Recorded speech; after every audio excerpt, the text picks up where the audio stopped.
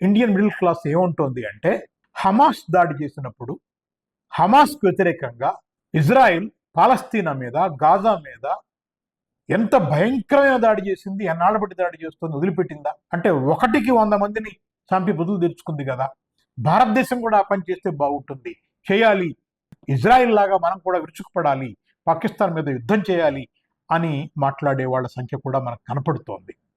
కానీ జాగ్రత్తగా ఆలోచించాలి. ఇలా పాకిస్తాన్ ఇవాళ ఆర్థికంగా చితికిపోయింది, కాదనటం లేదు. మనతో ఏమాత్రం పోటీ కాదు, కాదనటం లేదు. మన ఆర్మీ అన్నిట్లో సుపీరియర్. సమస్య అక్కడ ఉండదు. యుద్ధాలంటూ మొదలైతే ఇద్దరి దగ్గర న్యూక్లియర్ బాంబులు ఉన్నాయి. ఇండియాకి ఆ న్యూక్లియర్ కెపాసిటీ ఉంది, పాకిస్తాన్కి కూడా కెపాసిటీ ఉంది.